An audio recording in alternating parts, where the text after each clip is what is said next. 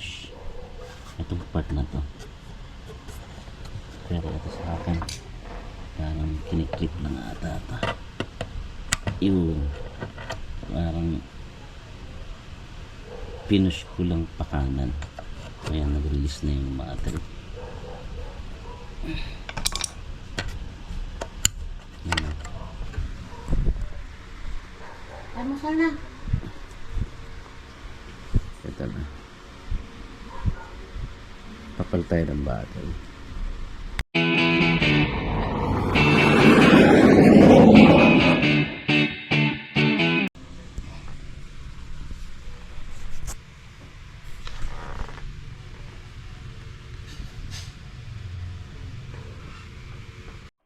Paano pala balasin to? Di ba pinupush itong part na to, pero ito sa akin parang kiniklip lang ata ito. Yun, parang pinush ko lang pa kanan, kaya nag-release na yung battery. Yan. Almusal na. Ito na. Papal tayo ng battery.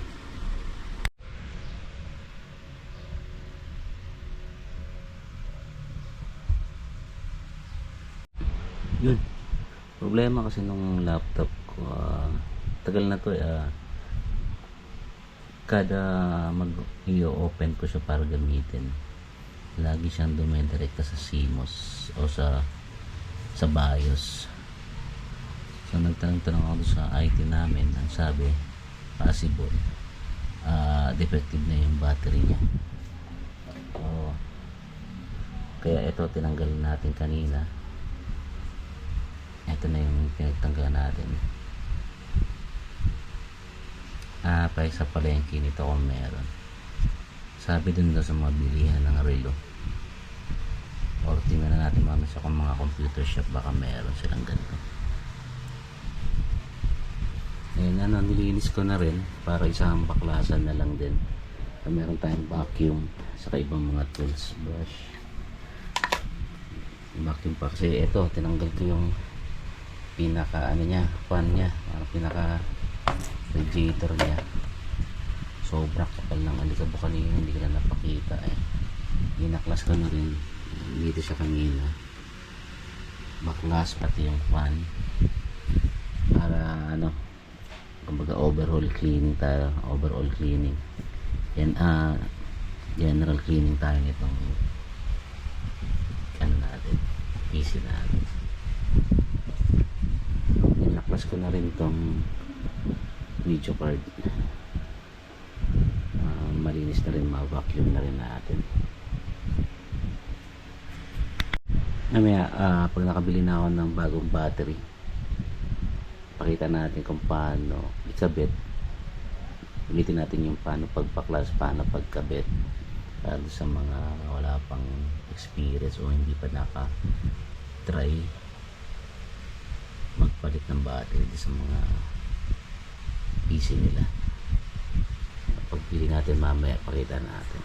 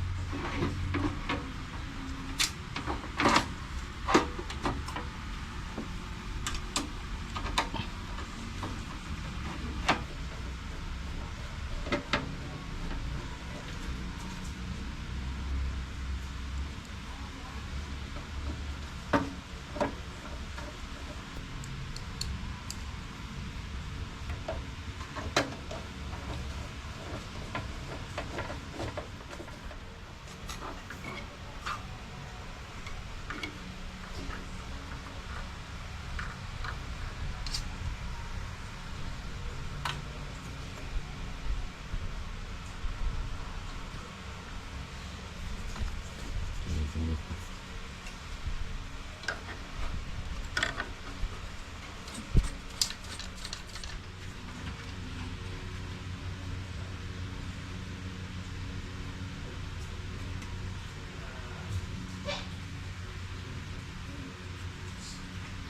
Ang ganda wire. Ito, binaklas ko na. Tinanggal ko muna yung niya. Tali. So, meron naman tayong extra na ito. Balik na lang lahat. Para malinis talaga natin ng dahil kasing yun. Sobrang daming alikabok sa loob. Hindi siya gano'ng makuha ng brush. So, second option natin talagang manuin natin ng basahan para malinis talaga yung bawat ng LC. Dami dumi.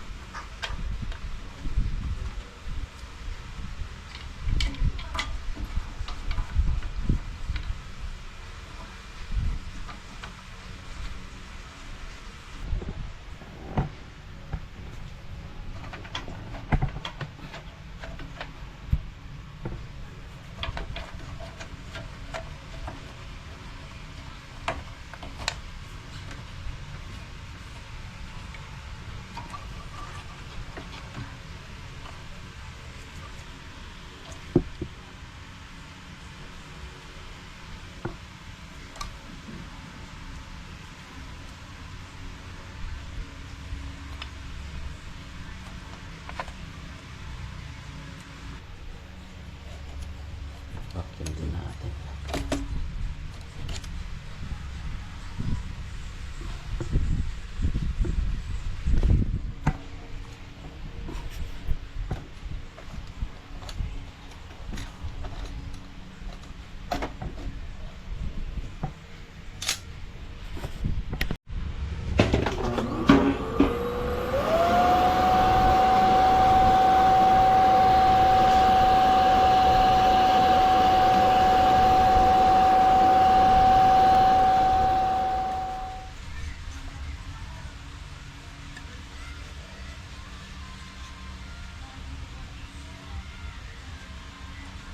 Two hours later. At ito na nga, kahit na umuulan ngayon, lumabas tayo para lang makabili ng ganito. Nagkataon open na yung computer shop dyan malapit sa amin dito sa may Marikina. So ito, 50 pesos lang to. So maya maya kabit natin. Ito yung luma.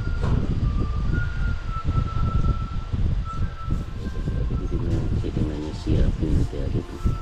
So goods na yun, kabit natin.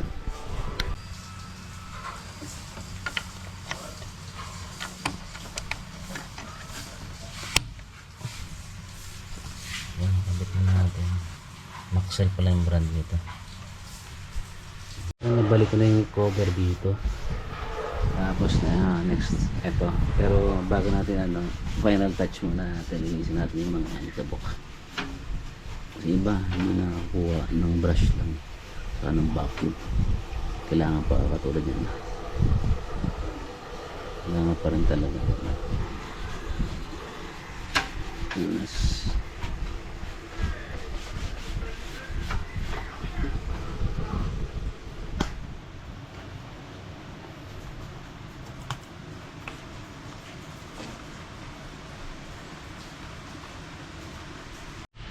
So yan, nasa Bayos utility setup tayo. Medyo natagalan tayo kasi ayaw bumukas. Nagloko doon sa cable nung HDMI, saka binaklas ko yung RAM.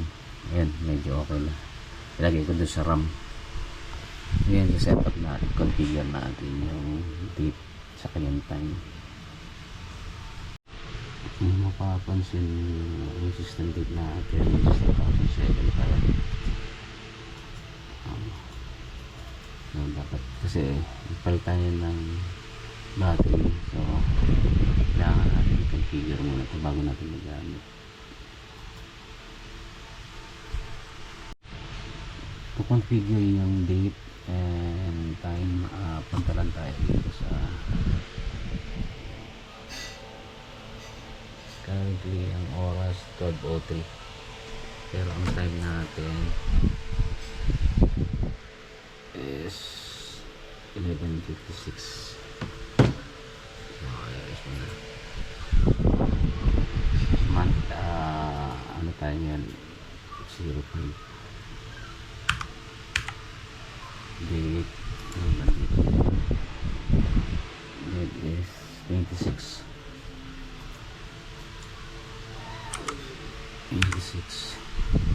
year 2024. Ang oras is 11:57. Save. Then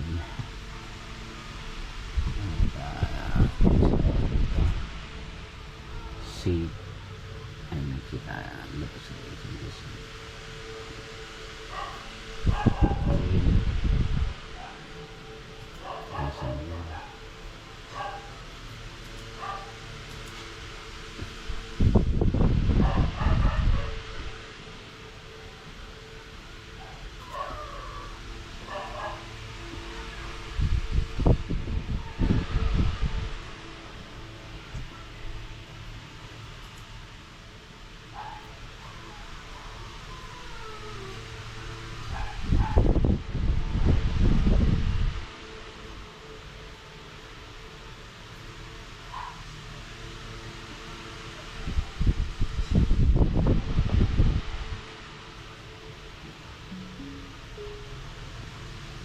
yun, tama na yun oras natin at pati ang date natin Sunday.